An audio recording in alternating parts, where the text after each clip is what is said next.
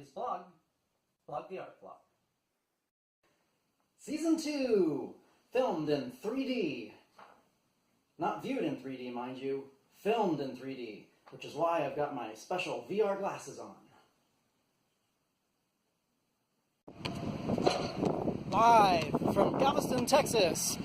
No, I'm kidding, it's not live, but it's still in 3D. It's almost as if I can touch the art.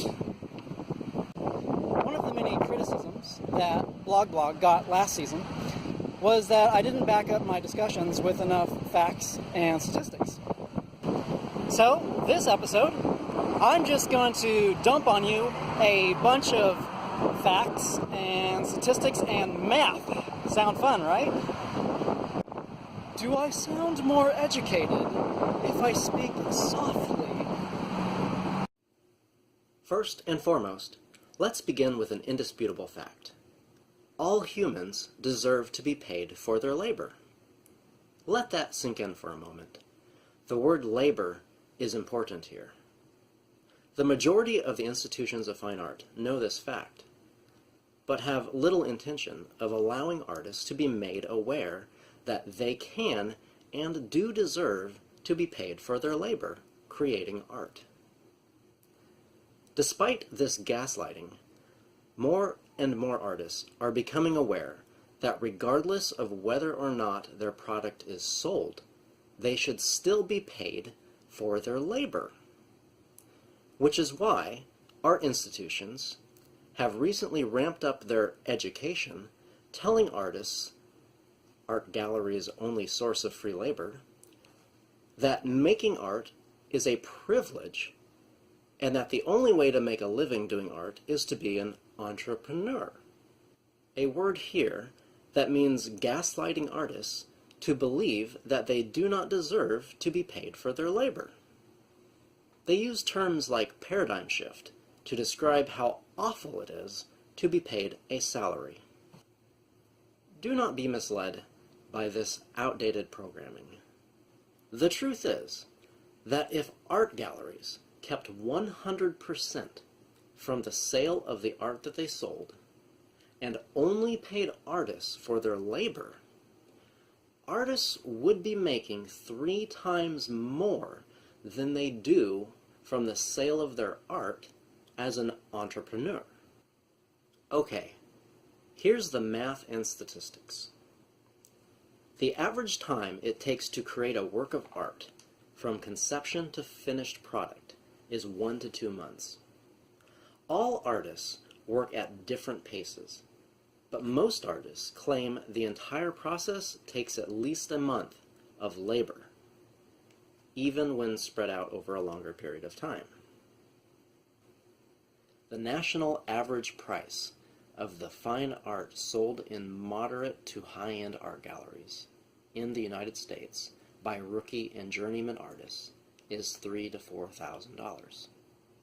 There is a wide range in these statistics, and it varies between $50 and $30,000 depending on a lot of factors. $3,000 to $4,000 ended up being a number that most of the statistics average out to. The average art gallery takes 50% of the retail price of a sold piece of fine art. There are actually so many high-end galleries that take 60 to 70% that it almost skewed the bell curve. But including mid-range galleries in the statistics averaged out to 50%. Because every state handles taxes differently, I chose to not include taxes in the math. But just bear in mind that taxes are also a factor in the life of an artist. One necessity to get into a gallery is to have an art manager. Most galleries will not talk to artists and will only deal with an art manager. Art managers typically take a cut of 20%. This amount is based on the total sale amount, yet taken out of the remaining amount after the gallery takes their cut. Yep, you heard that correctly. So let's look at an average work of art sold in an average art gallery. Sale price, $4,000. Check written to the artist, $2,000. Amount taken home after the manager's fee, $1,200. $1,200 for a month of hard, skilled labor. That is if the art sells. And remember, this is based on statistics of artists who have access to sell their art in high-end art galleries. If their art does not sell, then the artist worked that month for free. Although, to be fair, in that case, the art gallery didn't make any money either.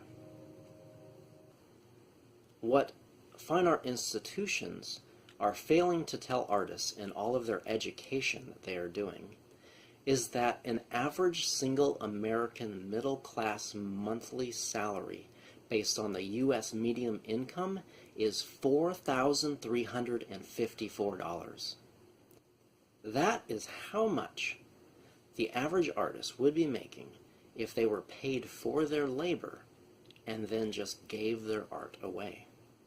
If artists were paid for their labor alone, they would make on average over $3,000 more per month than they do from the sale of their art, even at high-end art galleries. So, what can you do with this knowledge? Well, the next time you are at an art gallery, or attending an art fundraiser, or at an art seminar about how to make a living as an artist, ask this question: do all humans deserve to be paid for their labor? If their answer is yes, then ask them why they choose not to pay artists for their labor. The good news is that artists do, right now, have access to being paid for their labor. There are businesses that see artists for more than just free labor. These businesses allow artists to play with arts and crafts on a massive scale as a full-time paid job.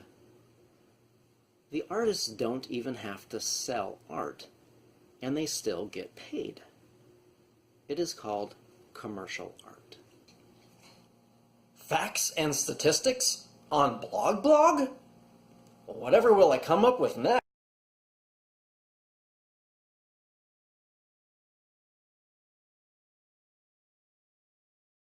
Until next episode, this is David J. Landry saying, life is too short. Let's laugh at ourselves more.